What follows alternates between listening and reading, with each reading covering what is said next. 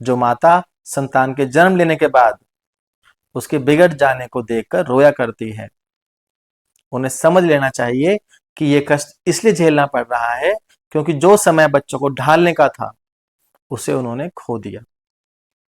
संस्कार का अर्थ है किसी वस्तु के रूप को बदल देना। वैदिक संस्कृति में मानव जीवन के लिए 16 संस्कारों का विधान है। इसका अर्थ है कि जीवन में 16 बार मानव को बदलने का, उसके नवनिर्माण का प्रयत्न किया जाता है, उसके दुर्गुणों को सद्गुणों में बदलने का प्रयास किया जाता है। जब बालक का जन्म होता है तो वह 2 प्रकार के संस्कार अपने साथ लेकर आता है। एक वो संस्कार जो उसे अपने माता पिता से वंशानुगत मिलते हैं, दूसरे वे संस्कार जो उसके पिछले जन्मों के कर्मों का निचोड़ है। इसी को आधार बनाते हुए वैदिक संस्कार प्रणाली में इन 16 संस्कारों को 2 भागों में बांटा गया है। एक गर्भस्थ संस्कार, दूसरा जन्मस्थ संस्कार। गर्भस्थ संस्कार वह संस्कार जो माता के गर्भ में जब बालक होता है तब होते हैं। गर्भाधान संस्कार, पुंसवन संस्कार और सीमंतोन्नयन संस्कार, ये गर्भस्थ संस्कार हैं। जन्मस्थ संस्कार वह संस्कार जो बालक के जन्म के बाद किए जाते हैं। इनमें जातकर्म, नामकरण, निष्क्रमण, अन्नप्राशन, चूड़ाकर्म, कर्णवेद, उपनयन, वेदारंभ, समावर्तन, विवाह, गृहस्थ, वानप्रस्थ, संन्यास और अंत्येष्टि संस्कार आते हैं। आज हम जन्मस्थ संस्कारों के ऊपर बात करेंगे।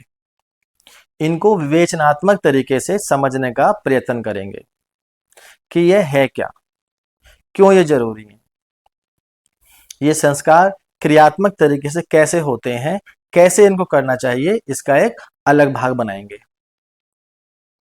पहले गर्भाधान संस्कार क्या है और क्यों जरूरी है। नव मानव का निर्माण होता है माता पिता से, तो 2 विचारधारा यहां आ जाती हैं।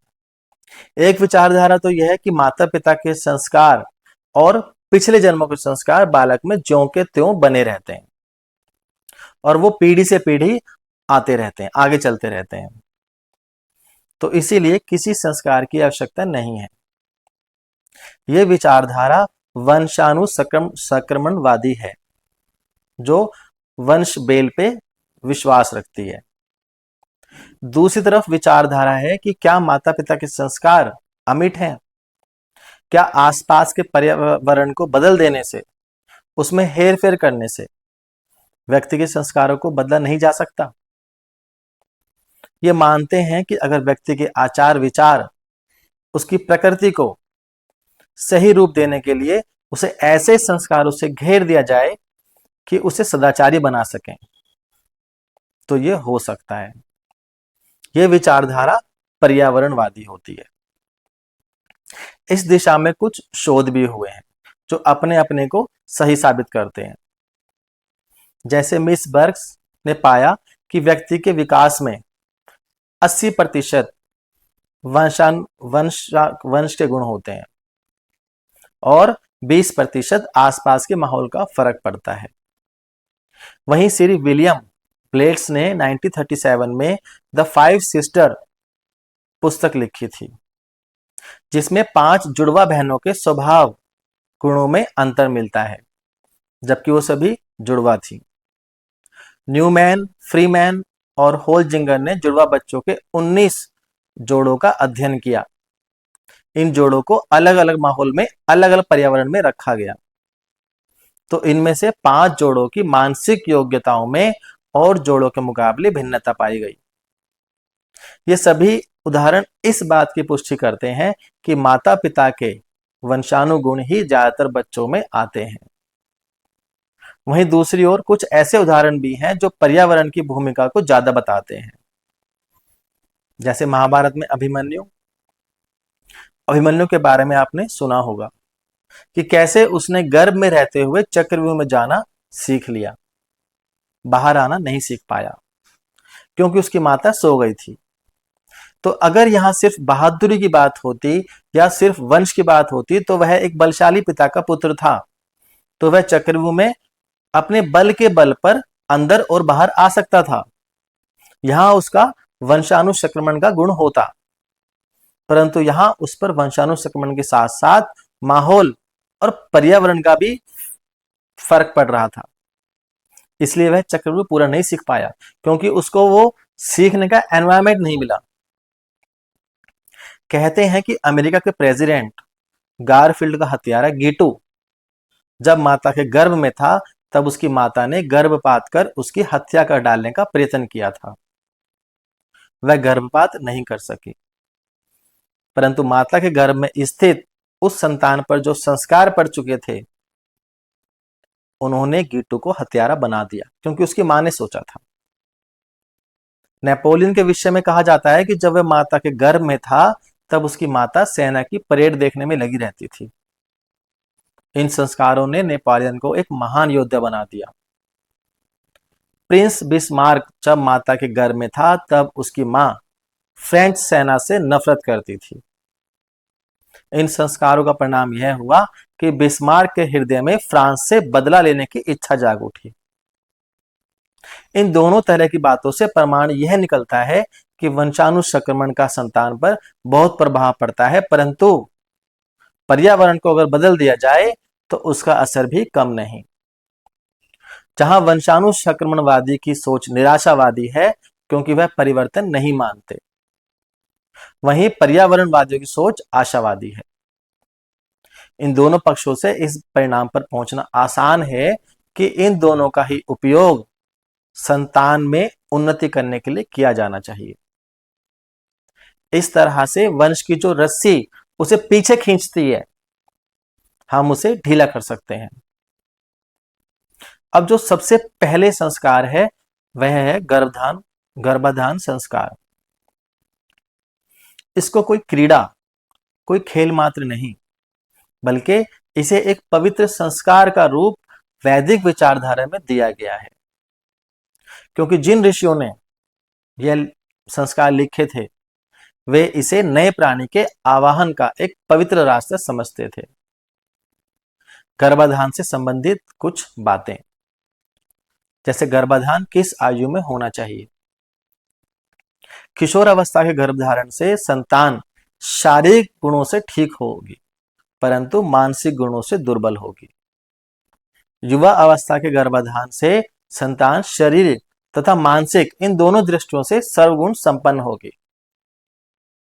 जब माता पिता का शारीरिक तथा मानसिक विकास पूर्ण होगा, तभी उनके विकसित गुण संतान में आएंगे। क्षेत्रीकरण, गर्भाशय को गर्भ धारण करने के योग्य बना देना गर्भाशय का क्षेत्रीकरण कहलाता है। यह क्षेत्रीकरण स्वस्थ अवस्था में प्रकृति खुद कर देती है, परंतु जिन स्त्रियों के गर्भ में कोई दिक्कत है, तो उसे पहले औषधियों से, दवाइयों से सही करना चाहिए। स्त्रियों के लिए अशोकारिष्ट, कुमारिकावटी, चंद्रप्रभा, हेमनाथ रस जैसी कुछ औषधियां हैं। इसी प्रकार पुरुष के लिए भी काकोली, मेदा, वृद्धारु, कुलिंग, कटफल, समुद्रफेन जैसी कुछ औषधियां हैं। जैसे अच्छे फल के लिए अच्छे बीज, खाद, वातावरण की तरफ ध्यान दिया जाता है, वैसे ही बलिष्ठ शरीर तथा उच्च आत्माओं के आह्वान के लिए उस क्रिया की तरफ ध्यान देना चाहिए जिसके शुद्ध और पवित्र होने पर शालीन आत्माओं का इस संसार में आगमन होता है। इस कार्य में पति पत्नी मानो किसी प्रकार की क्रीड़ा में रत ना होकर एक पवित्र यज्ञ करने जा रहे हों। संतान के जन्म लेने के बाद जिन समस्याओं का उन्हें सामना करना पड़ेगा, उन्हें वे बीज पड़ने से पहले ही हल कर देना चाहते हैं। गर्भाधान के समय शरीर और मन की अवस्था का संतान पर गहरा प्रभाव पड़ता है। इस बात को ध्यान में रखकर चरक में कहा गया है कि स्त्री जो चाहे अपनी संतान को बना सकती है। संतान माता पिता के अंग अंग का निचोड़ होती है, एक तरह से उन्हीं की आत्मा होती है। इसलिए संतान उत्पत्ति के समय अपना जो उत्कृष्टतम उच्च रूप हो, वही रखना चाहिए। दूसरा संस्कार पुष्पन संस्कार। यह संस्कार गर्भ के स्थापित होने के बाद दूसरे या तीसरे महीने पुष्य नक्षत्र में किया जाता है। जब तक संतान माता के गर्भ में रहती है तब तक उसके शरीर और मन को अपनी इच्छा अनुसार ढाला जा सकता है। यह समय ऐसा है मानो मां के हाथ में दे दिया हो कि अपने संतान को जैसे चाहे वैसे बना लो। जो माता संतान के जन्म लेने के बाद उसके बिगड़ जाने को देखकर रोया करती है, उन्हें समझ लेना चाहिए कि यह कष्ट इसलिए झेलना पड़ रहा है क्योंकि जो समय बच्चों को ढालने का था उसे उन्होंने खो दिया। माता के गर्भ में जो संतान है उसका दो दिशाओं में निर्माण होता है। एक दिशा है उसका शारीरिक विकास और एक दिशा है उसका मानसिक विकास। शारीरिक विकास के लिए पुष्पन संस्कार का विधान है। गर्भस्थ संतान को दो प्रकार के खतरे हो सकते हैं। एक तो यह है कि किसी असावधानी से गर्भ ना गिर जाए। दूसरा यह है कि गर्भ तो रहे परंतु स्वास्थ्य के नियमों का पालन ना करने से संतान का शरीर ठीक तरह से विकसित ना हो पाए। चरक संहिता में पुष्पन संस्कार का वर्णन करते हुए कुछ नियम दिए गए हैं। गर्भवती स्त्री को ऊंचे नीचे स्थान में घूमने, कठिन आसन पर बैठने, कठोर परिश्रम करने, गर्म तथा तेज वस्तुओं का सेवन नहीं करना चाहिए। अगर निरंतर शोक में मगन रहेगी तो संतान भयभीत, कमजोर और कम आयु की होगी। यदि पराया धन लेने की इच्छा करेगी तो चोर, आलसी संतान होगी। यदि वह क्रोध करेगी तो संतान क्रोधी होगी। गर्भवती स्त्री पहले दिन से ही शुरू करके प्रतिदिन प्रसन्न रहे, पवित्र गहने पहने, अच्छे वस्त्र को धारण करे, शांत मन वाली, सबका भला चाहने वाली बने, मलिन विकृत अंगों को ना छुए, बुरे दृश्य को न देखे, सूखा बासी अन्न का भोजन ना करे। जिन बातों से गर्भ की हानि होने की संभावनाएं हैं उन सब से दूर रहे। माता का प्रभाव संतान के निर्माण में इतना गहरा पड़ता है कि सुश्रुत में लिखा है कि किसी भी शारीरिक दोष के कारण गर्भवती स्त्री का जो भी अंग पीड़ित होता है, गर्भ में स्थित शिशु का वही अंग पीड़ित होने लगता है। अभिप्राय इतना ही है कि गर्भ को स्थिर रखने के लिए हर संभव प्रयास करना चाहिए। यही है पुष्पन संस्कार का विवेचनात्मक भाग। तीसरा, सीमंतोन्नयन संस्कार। संतान का शारीरिक विकास हो इसलिए पुष्पन संस्कार, और संतान का मानसिक विकास हो इसलिए सीमंतोन्नयन संस्कार किया जाता है। सिर 5 भागों में बटा होता है। सिर की खोपड़ी की संधियों के कारण उसे सीमंत कहते हैं। और सिर में मस्तिष्क रहता है जिससे हम सोचते हैं, विचारते हैं।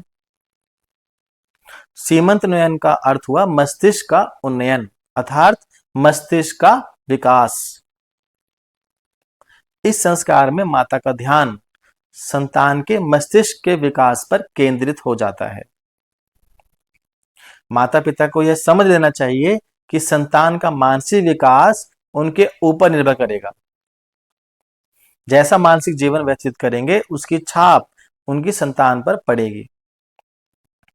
इस समय को अगर हाथ से खो दिया तो संतान के जन्म लेने के बाद बाहर की अच्छी या बुरी स्थिति का प्रभाव प्रबल रूप धारण कर लेता है। सीमंतोन्नयन संस्कार कब करना चाहिए, इसके बारे में सुश्रुत में लिखा है। 5वें महीने में मन अधिक जागृत हो जाता है, 6ठे महीने में बुद्धि, 7वें महीने में अंग अधिक व्यक्त होने लगते हैं, 8वें महीने में ओज अस्थिर रहता है। 8वें महीने में उत्पन्न बच्चा ओज ना रहने से जीता नहीं है। इस कथन से स्पष्ट है कि 5वें महीने में गर्भस्थ संतान का मन जागृत हो जाता है। इसीलिए ही सीमंतोन्नयन संस्कार को चौथे महीने में किया जाना चाहिए। छठे महीने में बुद्धि का विकास होना शुरू होता है, इसलिए छठे महीने में भी सीमंतोन्नयन संस्कार कर सकते हैं।